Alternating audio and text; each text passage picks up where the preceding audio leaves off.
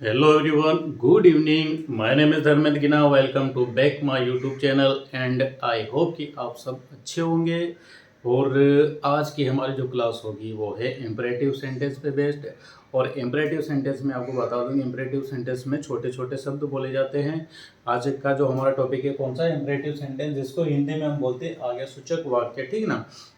Imperative sentence अगर सरल शब्दों में कहूँ तो कि हम जब किसी को आदेश दे या आज्ञा दे, सलाह दे या निवेदन करें किसी से, तो हम वहाँ पर क्या करते हैं, इम्परेटिव सेंटेंस को ही यूज करते हैं, ठीक है ना।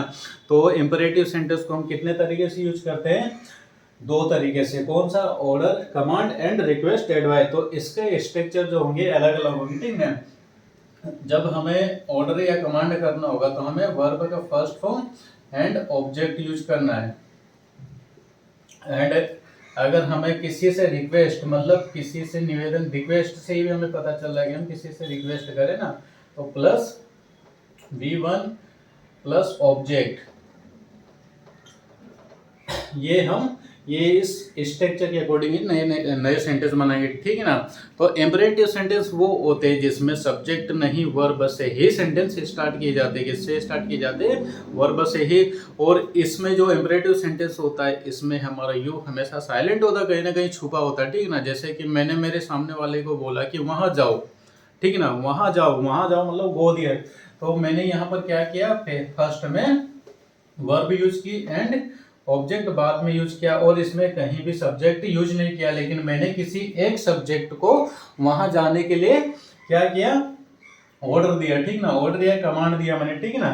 तो हम जब छोटे इंपरेटिव सेंटेंस बोलते हैं तो वहां पर हमारा सब्जेक्ट साइलेंट होता है। क्या होता है, जो हमारा सब्जेक्ट होता है साइलेंट होता है, और यहाँ पर यू हमेशा इसके साथ में रहेगा। तो हम यहाँ पर सब्जेक्ट यूज ना करके वर्ब से हमारे जो सेंटेंस है वो स्टार्ट करेंगे, ठीक ना। तो हमारा क्या था, पहले वर्ब एंड ऑब्जेक्ट, ठीक ना। तो मैंने क्या किया, पहले वर्ब यूज किया और बाद में ऑब्जेक्ट का यूज कर लिया, ठीक ना। जैसे क्या बोला मैंने, गो देयर। अगर मैं इसी को कहूं कि यहाँ आओ, है ना, क्या कहूंगा, यहाँ आओ, यहाँ आओ,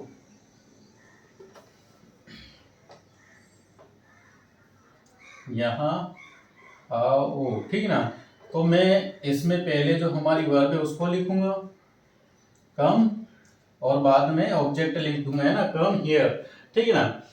तो ऐसे दो छोटे छोटे दो चार सेंटेंस बनाएंगे, फिर उसके बाद हम इसको नेगेटिव, नेगेटिव के बाद में रिक्वेस्ट वाले सेंटेंस कैसे बनेंगे उसको मैं बताता हूँ, ठीक ना। तो मैं इसको भी हटा देता हूँ, उसके बाद में मैं इसको पूरा स्ट्रक्चर के साथ में आपको जल्दी जल्दी बता देता हूँ। इसमें नेगेटिव कैसे बनाना वो भी मैं आपको बताता हूँ।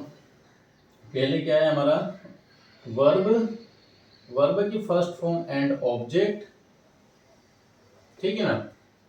जैसे मैंने बोला वहां जाओ, तो क्या होगा उसका, गो दियर, ठीक ना, यहाँ आओ, कम हियर, ठीक है ना। क्या हो गया, गो दियर, कम हियर। फिर मैं बोला टीवी देखो, ठीक है ना, टीवी देखो, क्या मैंने बोला, टीवी देखो, टीवी देखो।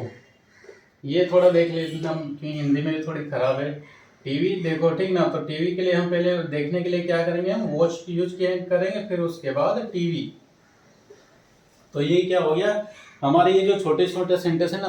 तो आप जब भी आपको बोलना हो तो छोटे छोटे सेंटेंस बोल सकते हो, जैसे go there, come here, sit there, है ना। जब भी आप किसी को कमांड करते हो, ठीक है ना, जैसे आपने अपने छोटे बच्चे को या किसी को बोला पानी लेके आओ, तो ब्रिंग वाटर, ठीक है ना। जैसे चाय लाओ, ब्रिंग कप ऑफ टी। तो इसको जब हम नेगेटिव बनाना हो तो हम नेगेटिव में कुछ नहीं करना है, यहाँ पर हमें डोंट यूज करना है, ठीक, क्या करना है, डोंट यूज करना है। जब हम डोंट यूज करेंगे तो क्या होगा कि जो हमने हेल्पिंग वर्ब, जो हमारी वर्ब है उसके आगे हमें बस डोंट लगाना है, ठीक है ना। जैसे कि वहां मत जाओ, तो डोंट गो दियर।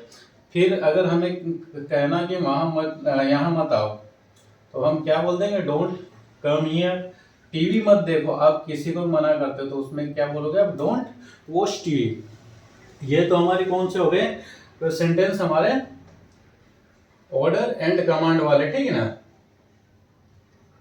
कौन से हो गए, ऑर्डर एंड कमांड। जब हमें रिक्वेस्ट करना हो, ठीक है ना, क्या करना हो हमें, रिक्वेस्ट करना हो या किसी को एडवाइस करना हो, किसी को रिक्वेस्ट करना हो,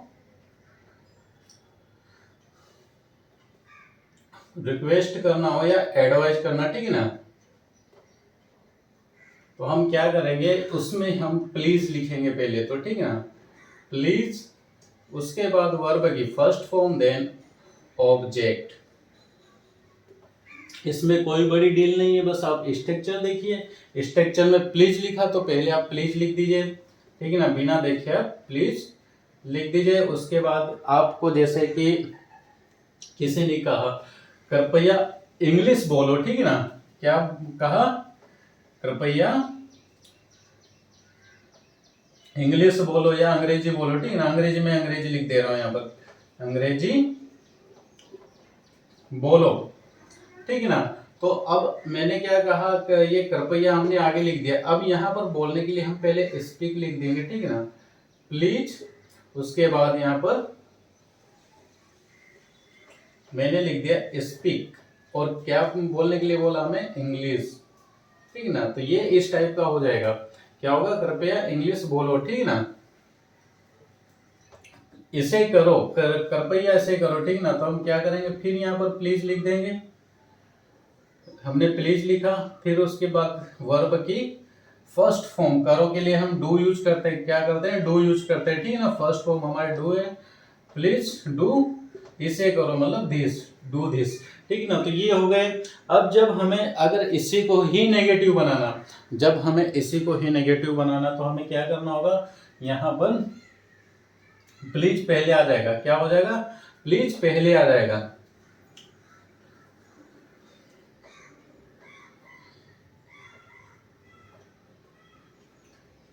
क्या लिखा हमने पहले, please plus don't plus verb की फर्स्ट फॉर्म एंड ऑब्जेक्ट, ये हमारा स्ट्रक्चर होगा, ठीक है।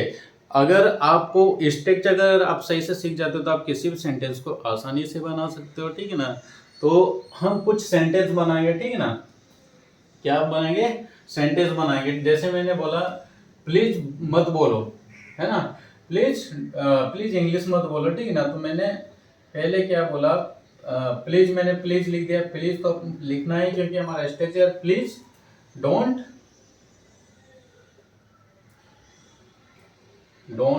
Speak English. फिर कहा कि वहां, कृपया वहां मत जाओ, ठीक है ना, कृपया वहां मत जाओ, तो हम क्या बोलेंगे, प्लीज डोंट गो दियर, ठीक है ना।